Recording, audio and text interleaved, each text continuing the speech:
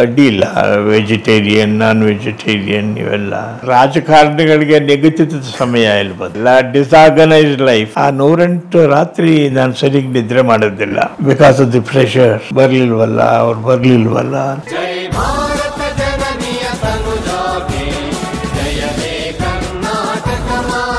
ಒಂದು ಮಾತು ನಾವು ಕೇಳಿದ್ವಿ, ಬಹಳ ಮುಕ್ತವಾಗಿ ಕೇಳ್ತೇನೆ. ಇಂದಿರಾ ಗಾಂಧಿ ಅವ್ರ ಬಗ್ಗೆ ನಾವು ಒಂದು ಮಾತು ಕೇಳಿದ್ದೇವೆ.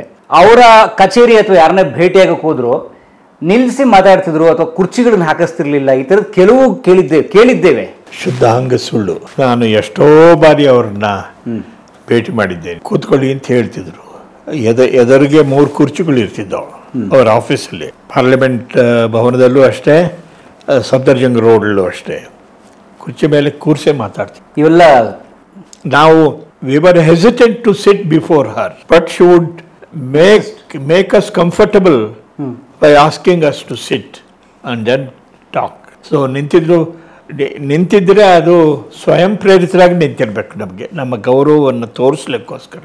She didn't expect that. I think ಬಹಳ ಗಟ್ಟಿಗಿತ್ತಿ. ದೊಡ್ಡವರನ್ನ ಎದುರು ಹಾಕ್ಕೊಂಡು ಅವರನ್ನು ಹಿಮ್ಮೆಟ್ಟಿಸಿ ತಮ್ಮ ನಾಯಕತ್ವವನ್ನು ಮೆರೆದರು ಅವರು. ಆದ್ದರಿಂದಲೇ ಯುವ ಸಮೂಹವನ್ನು ಆಕರ್ಷಣೆ ಮಾಡ್ತಕ್ಕಂಥ ಶಕ್ತಿ ಅವರಲ್ಲಿತ್ತು. ಎಲ್ಲೇ ಹೋಗಲಿ ಲಕ್ಷಾಂತರ ಯುವಕರು ಯುವತಿಯರು ಅವರನ್ನು ತಮ್ಮ ಆರಾಧ್ಯ ದೇವತೆ ಹಾಗೆ ಅಂತೇಳಿ ಭಾವಿಸಿದ್ದವರಿದ್ದರು. ಆದ್ದರಿಂದಲೇ ಅವರಿಗೆ ಕರ್ನಾಟಕದ ಒಂದೇ ಕಡೆ ಅಲ್ಲ, ಬಾಕಿ ಕಡೆಯಲ್ಲಿಯೂ ಕೂಡ ಅಸಾಧ್ಯವಾದಂಥ ಜನಮನ್ನಣೆ ಸಿಕ್ಕಿತ್ತು. कभी वो विचार भी करना नहीं है जिससे भारत माता का सिर झुक सकता है. ಸೊ ಹಾಗೆ ಚುನಾವಣೆ ಮತ್ತು ಕಾಂಗ್ರೆಸ್ ಪರ್ವ ಮತ್ತೆ ಪ್ರಾರಂಭ. ಕಾಂಗ್ರೆಸ್ ಪರ್ವ ಮತ್ತೆ ಪ್ರಾರಂಭವಾಯಿತು. 1980ನೇ ಇಸ್ವಿನಲ್ಲಿ ಇಂದಿರಾ ಗಾಂಧಿಯವರು ಮತ್ತೆ ಚುನಾಯಿತರಾದರು.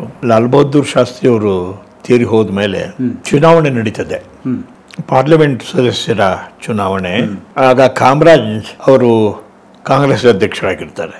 ಕಾಮರಾಜ್ ಅವರನ್ನ ಒಂದು ಸಿಂಡಿಕೇಟ್ ಲೀಡರ್ ಮಾಡಿದ್ರು. ಆ ಸಿಂಡಿಕೇಟ್ಲಿ ಯಾರ್ಯಾರಿದ್ರು ಅಂದರೆ ಕಾಮರಾಜ್ ನಾಡರ್, ಯಶವಂತರಾವ್ ಚೌಹಾಣ್, ಅತುಲ್ಯ ಘೋಷ್ ಅಂತೇಳಿ ವೆಸ್ಟ್ ಬೆಂಗಾಲ್ನವರು.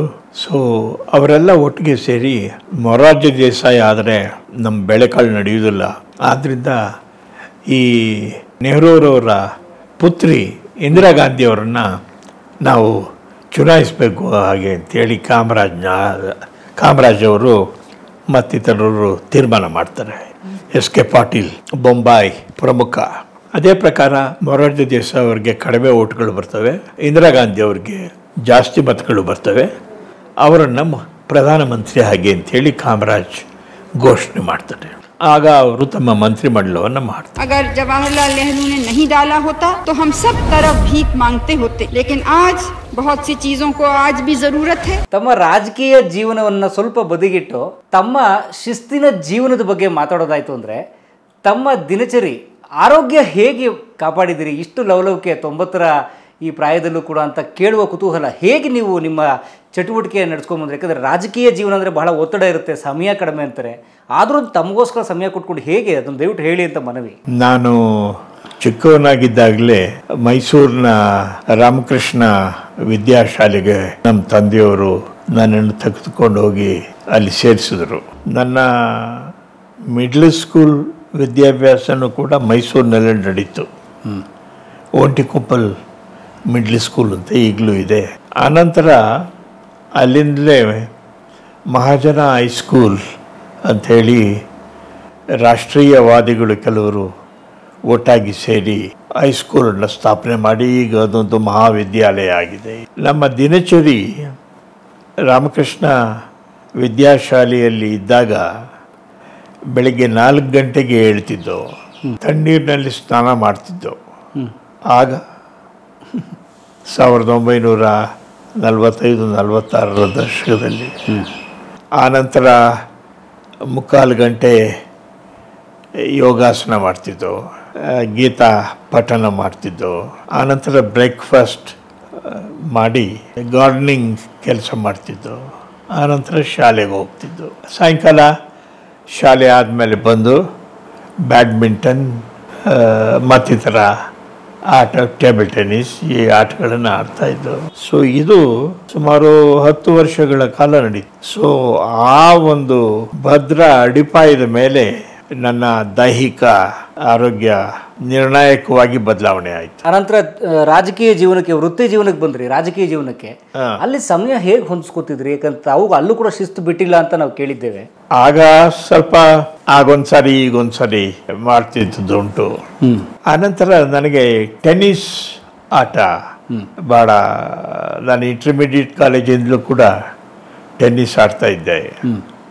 ಸೊ ಟೆನ್ನಿಸ್ ಮೇಲೆ ನನಗೆ ಅಗಾಧವಾದಂಥ ಪ್ರೀತಿ ಇತ್ತು. ಸೊ ಅದನ್ನು ನಾನು ಮುಖ್ಯಮಂತ್ರಿ ಆಗಿದ್ದಾಗ, ಗವರ್ನರ್ ಆಗಿದ್ದಾಗ, ವಿದೇಶಾಂಗ ಮಂತ್ರಿ ಆಗಿದ್ದಾಗ ನನಗೆ ಟೈಮ್ ಸಿಗ್ತಿರಲಿಲ್ಲ.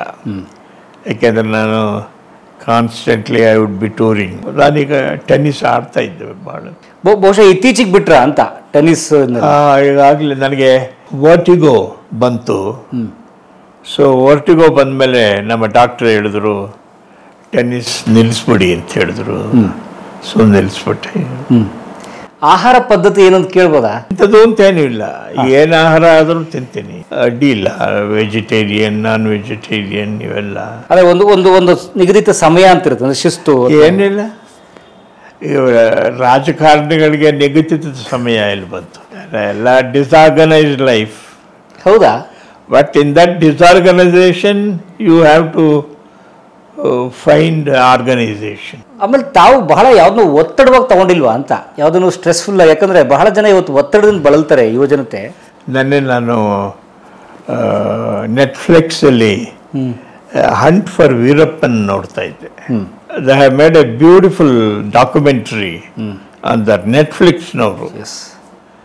ಅಲ್ಲಿ ನೋಡಿದಾಗ 108 ದಿವಸಗಳ ರಾಜ್ಕುಮಾರ್ ಇತಿಹಾಸವನ್ನು ಕೊಡ್ತಾರೆ. ನನಗೆ ಅನ್ನಿಸ್ತದೆ, ಹೇಗೆ how did I survive those 108 days, 108 nights ಹಾಗೆ ಅಂಥೇಳಿ. ಆ 108 ರಾತ್ರಿ ನಾನು ಸರಿಯಾಗಿ ನಿದ್ರೆ ಮಾಡೋದಿಲ್ಲ, ಬಿಕಾಸ್ ಆಫ್ ದಿ ಪ್ರೆಷರ್. ಬರಲಿಲ್ವಲ್ಲ, ಅವ್ರು ಬರಲಿಲ್ವಲ್ಲ ಅಂಥೇಳಿ. ಬಟ್ ಹೇಗೋ ದೈವ ನಡೆಸ್ತು. I am a great believer in God. ನಾನು ದೇವಸ್ಥಾನಕ್ಕೆ ಹೋಗದೆ ಇರ್ಬೋದು ಜಾಸ್ತಿ, ಆದರೆ ದೇವರ ಮೇಲೆ ಅಗಾಧವಾದ ನನ್ನ ನಂಬಿಕೆ ಇದೆ. ಆ ದೇವರ ಆಶೀರ್ವಾದದಿಂದ ಬಂದ ಸವಾಲುಗಳೆಲ್ಲವನ್ನೂ ಕೂಡ ಎದುರಿಸ್ಬೋದಾದಂಥ ಕ್ರಿಯಾಶಕ್ತಿಯನ್ನು ನನಗೆ ದೇವರು ಕೊಟ್ಟ. ಬಹುಶಃ ಯಾವ ಮುಖ್ಯಮಂತ್ರಿಯೂ ಕೂಡ ನಾನು ಎದುರಿಸಿದ ಸಮಸ್ಯೆಗಳನ್ನು ಎದುರಿಸಲಿಲ್ಲ. ಅಂತಿಮವಾಗಿ ಲೀಡರ್ಶಿಪ್ ಕ್ವಾಲಿಟೀಸ್ ಯಾವುದು?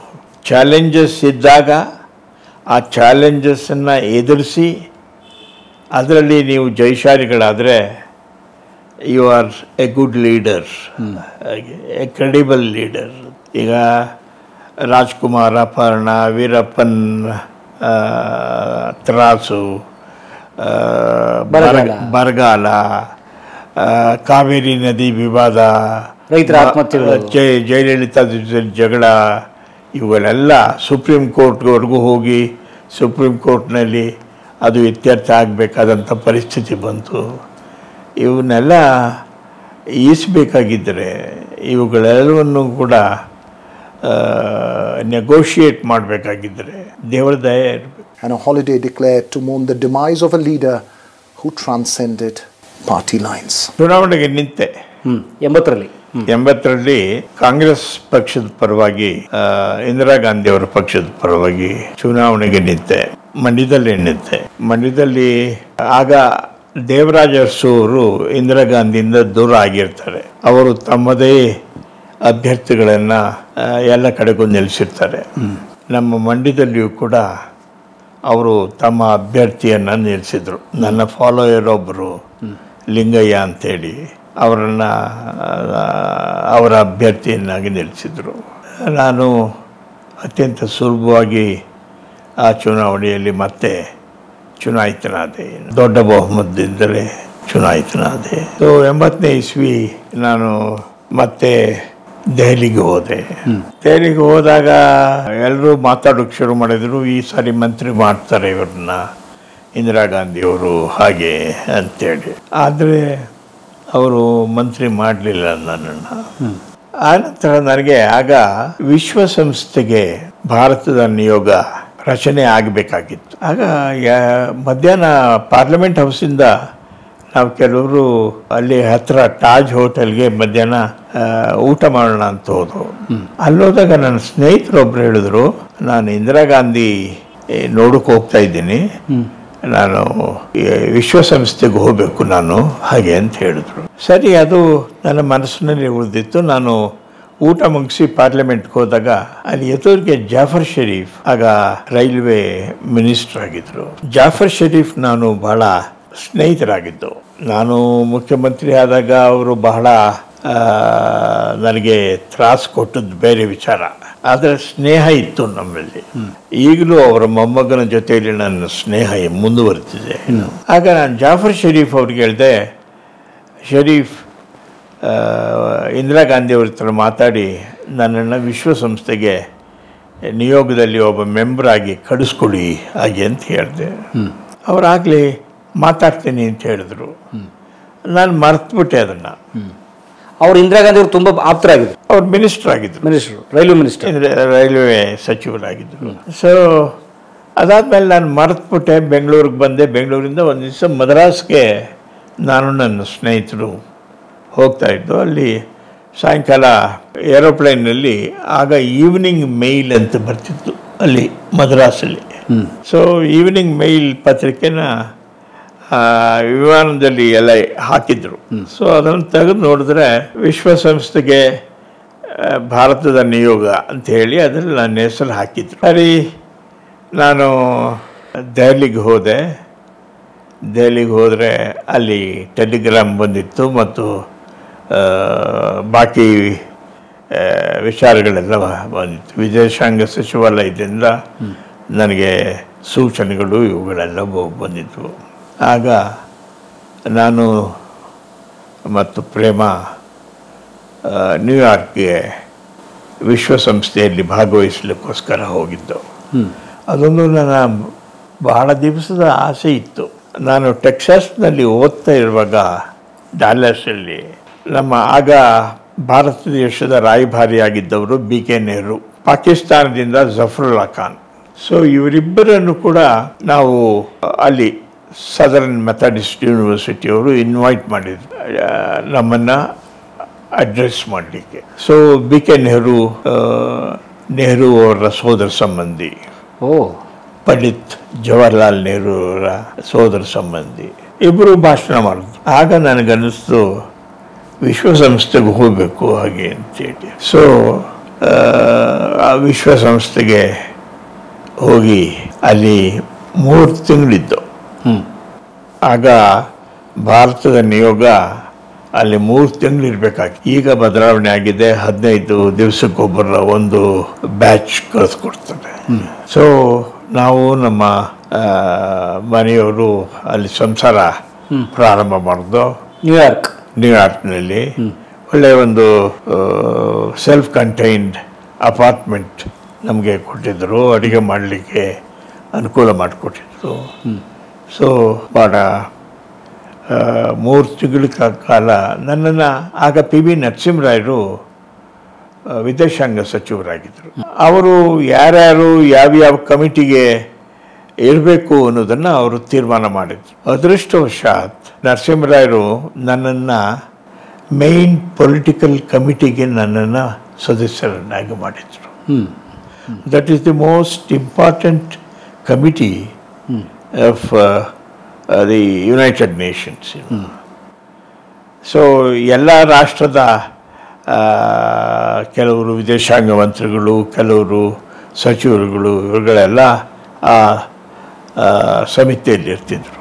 ಸೊ ನನ್ನ ಆ ಸಮಿತಿಗೆ ಹಾಕಿದ್ರು. ಅಂದರೆ ನರಸಿಂಹರಾಯರಿಗೆ ನನ್ನ ಬಗ್ಗೆ ಅಪಾರವಾದಂಥ ವಿಶ್ವಾಸ ಮತ್ತು ಗೌರವ ಇತ್ತು.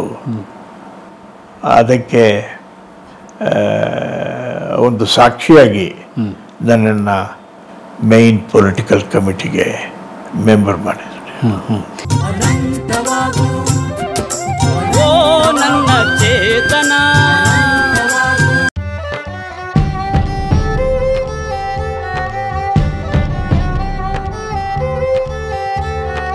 ಈ ವಿಡಿಯೋ ನೋಡಿದ್ದಕ್ಕೆ ನಿಮಗೆ ತುಂಬ ಧನ್ಯವಾದಗಳು.